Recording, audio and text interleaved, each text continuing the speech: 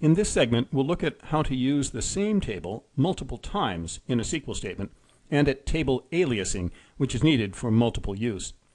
We'll also look at how to design something I'll call an extension table, which illustrates one-to-one relationships between tables. Now, our main example will be a discount query to find out which products have been listed under two different discounts. Along the way, we'll introduce some new SQL features and an even more interesting type of join. And by now, just to start with, we'll do this in stages, a step at a time. So by now, it should be fairly straightforward to get a list of all the products that have just been listed under at least one discount. So let's start by writing a query that will do this, giving the product IDs of such products without repetition. There should be no joins needed. And you should get 7 rows. So this quick little query can be done just by select distinct product ID from discount X product. Okay, now let's extend this to find out if a product appears in one discount, which we've already got, of course, and also appears in a second discount. Now we could do this by finding pairs of discount X product rows that have the same product ID, but different discount ID values. A quick listing of discount X product shows several such pairs for products see 46-11, 90-APIE10, and so forth. But to do this in a single SQL statement, we'd need to go through discount X product twice in the same join. Are we allowed to repeat the same table more than once in a join? And if we do, how do we distinguish the first instance of the table from the second? The answer is that we are allowed to repeat the same table multiple times in a join. And to distinguish between the instances, we must add a different table alias for each instance. Anytime you use a table in a SQL statement, you may add, immediately after the table name, an alias or alternate name for the table. There's not even an intervening comma between them, just white space.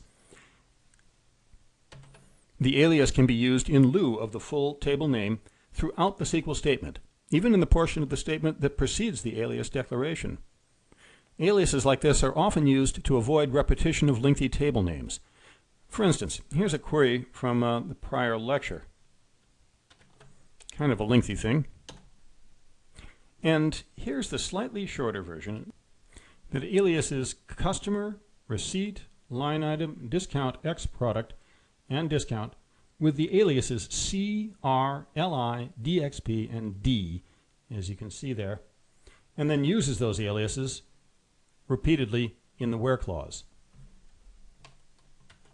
And again, note that the aliases may be used even before they are declared, like C.ID in the selected columns, before C was even declared as the alias for customer. Now, which you prefer, aliases or none, is a matter of style. Some would say that single and double letter aliases are less readable, and if you want to code that way, well, you should go back to Fortran. Others would say that anyone with a decent short-term memory can recall the meaning of a one-letter variable name in a 2 to 3 line SQL statement, and that the needless volume of repeated table names is less readable. The decision is kind of up to you on that. But what is not a matter of style is the use of table aliases to distinguish between two uses of the same table in the same SQL statement. And here's an example. Finishing up the earlier query first there. Select star from discount X product DXP1, comma, discount X product DXP2. Let's run this query and we'll see that it does a Cartesian product of discount X product against itself, producing 11 times 11 is 121 rows, each giving one concatenation of a row of discount X product with some other, or even perhaps the same row, of discount X product in all possible combinations. SQL treats each of the two instances of discount X product in the query as though it were an independent copy of the table, though no copying actually occurs. In that simple query, the aliases are optional, but if we do anything more complex, we'll need to distinguish between the quote-unquote first copy of discount X product and the second copy. let's qualify the query to show only cases where the joined rows from the two copies have the same product ID. Get to the bottom there, and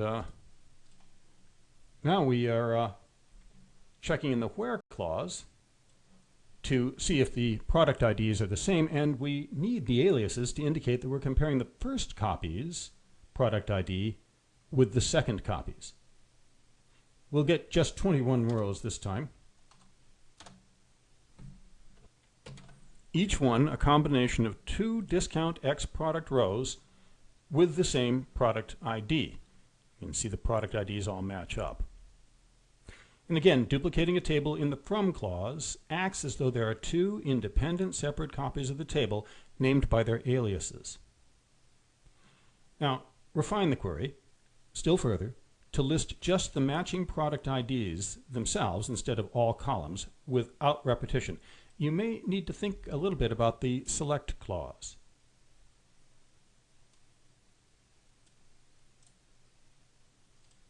So what you should have come up with is select distinct dxp1.productID, and then the rest is the same as it was before. Now you might have tried select distinct product ID without the alias, but if you do, you get complaints about ambiguity.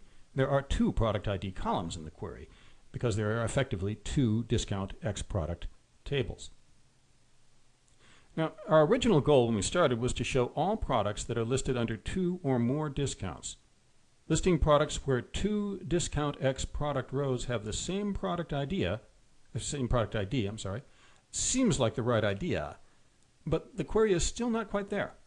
It shows 7 results, but there are only 3 products listed under 2 or more discounts. It's also listing products that are under only 1 discount. So question 3 would be, why do you think this might be? Why would a product with only 1 discount still match the where clause, and what would we do to prevent that?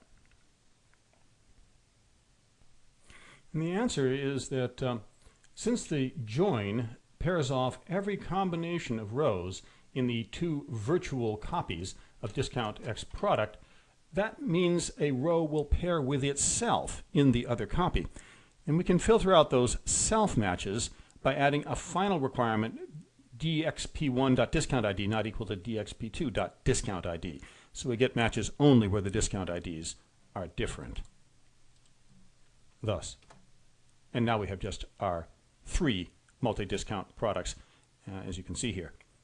So, using virtual duplicates of tables like this is a sophisticated type of join, but it's the only way to perform operations like the one we're trying here, at least the only way to do so in a single select query.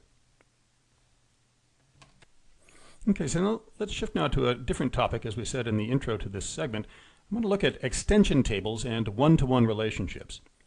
Now, databases sometimes hold data where 2 tables have a lot of columns in common.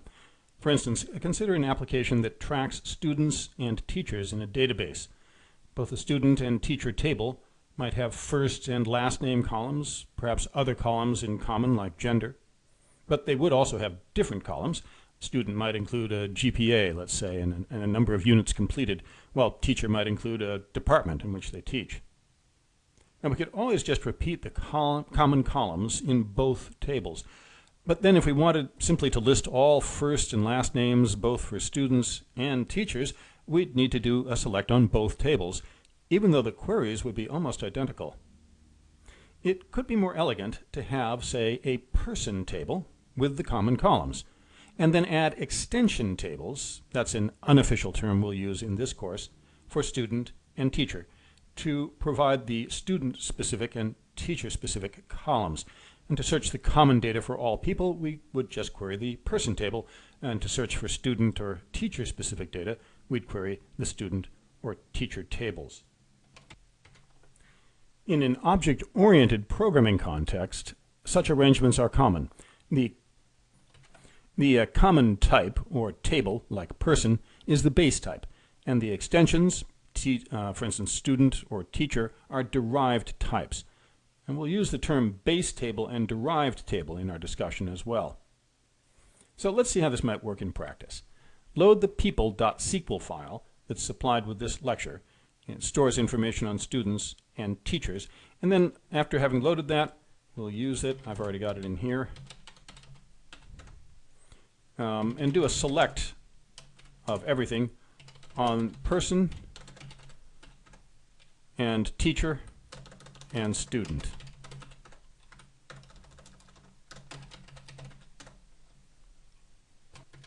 Now, as you can see, there are 6 rows in person and columns for the primary key ID, last name, first name, and gender. These are the columns relevant to both students and teachers. The student and teacher tables do not repeat these common columns. They have only their own ID column and then columns specific to students and to teachers, respectively.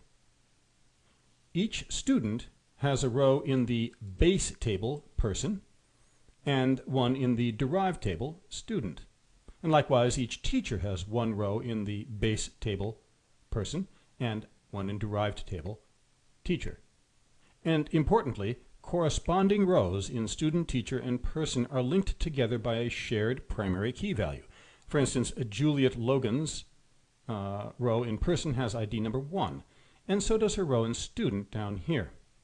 That row indicates she is a student with a 3.5 GPA and 30 completed units. The same goes for Terrell Arts, who has a ID of 2, and then is apparently also a teacher in the English department.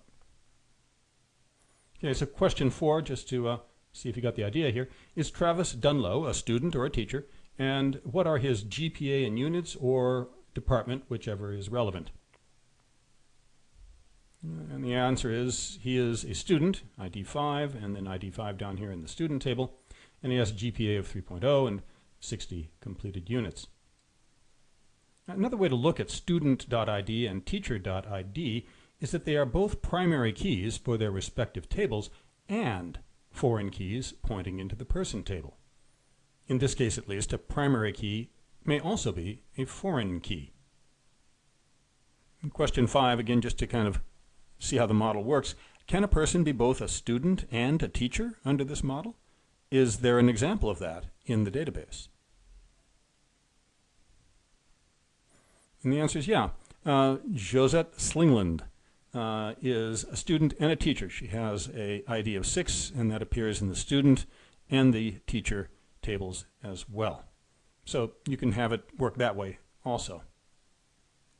Now, let's try a few queries using this derived table type of arrangement.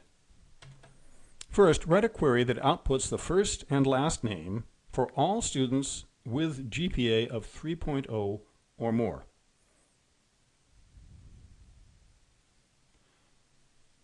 And the answer is this takes just a simple join, although unusually the join is on primary key IDs. So we're going to do a select first name, last name from person and student, where person.id equals student.id, and then the GPA is greater than 3.0. Number 7, write a query that outputs first and last name for all math teachers who are also students with at least 10 completed units. And there's only one such person in the sample database, but do make the query general.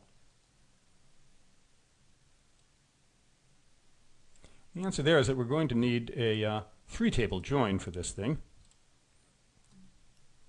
Looks like that.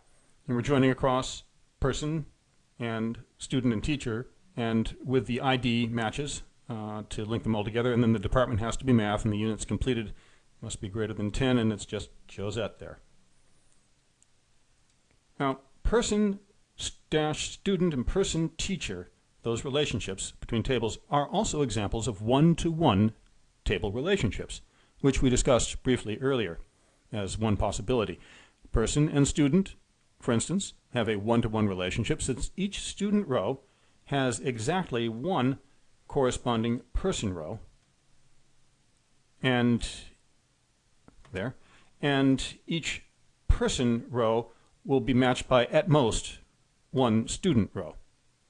Now, it may be that no student row matches a given person row, And the definition of one-to-one relationship admits this possibility, as long as the relationship is either 1 to 0 or 1 to 1, but never 1 to n.